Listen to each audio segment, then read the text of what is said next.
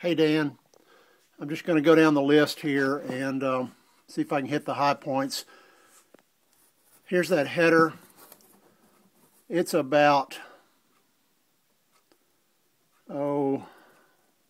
eight and a half inches long. That's what it looks like to me right before it turns up. So maybe that'll tell you something. Moving right along. I think I told you on the computer earlier that I took this thing off today and flew it around a while. Gave my brother, who's a better pilot than I am, the transmitter. He flew it for 3 or 4 minutes and told me he had no throttle control. So he ended up, since we had disconnected the kill switch, we had no way to kill it. So he ended up flying it about 20 minutes until it ran out of gas. We landed it, found that the throttle linkage had come apart, and this is what I made to replace it. It's a piece of 440 threaded rod with these little cups on either end. See if I can get this thing to focus. Anyway, I think it's a little blurry, but maybe you can tell. There's a metal ball under that and this plastic cup that clips on. You push it on and it clips on either end. So that's what I did on both sides. Maybe there's a better way to do that. I don't know. You can tell me if you think that'll work or not. This is my manual choke. So that's what that is, hanging down. Another thing I did was I put these 1/4 inch aluminum standoffs on the firewall. These were not on there today when we flew it. This engine or motor mount, engine mount, was mounted directly to the firewall. So I thought by moving that out that we could help the CG problem. I've got some more. You know, if you think it needs it, I could put another one on there and move it out a 1/2 inch.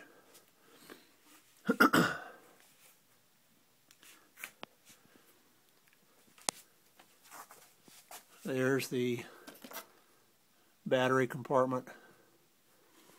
And I think, were you telling me that you guys had the batteries right in here?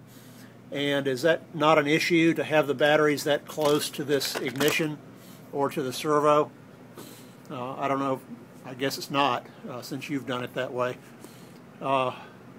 Moving on back, last weekend when we flew it for the first time, this is where I had the batteries mounted, here and here. Today, I had them here and here. It's still too tail heavy, so I guess I'll move them on up to where you've got yours.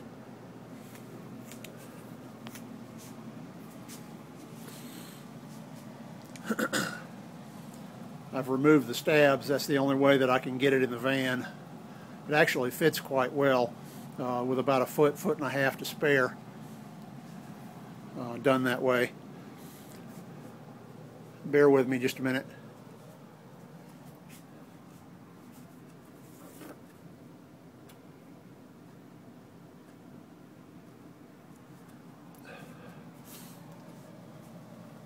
Okay, this is part one.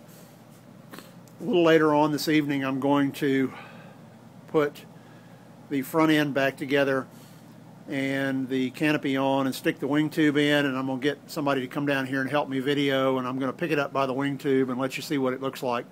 So that's it for now, and if there's anything else in particular that you want to see, let me know in an email and I'll be glad to video it. Oh, one other thing that we found when we landed, a friend of mine pointed this out, I didn't notice it.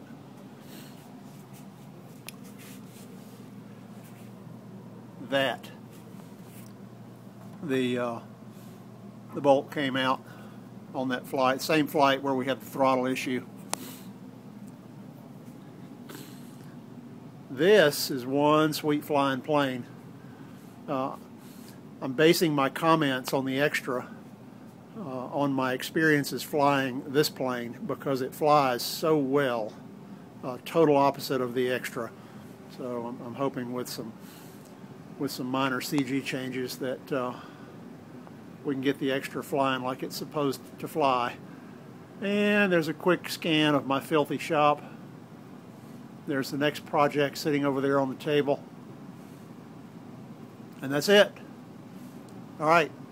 Next video you get, everything will be put back together pretty much, and we'll do a CG check. I'll get somebody to help me with that. Talk to you soon.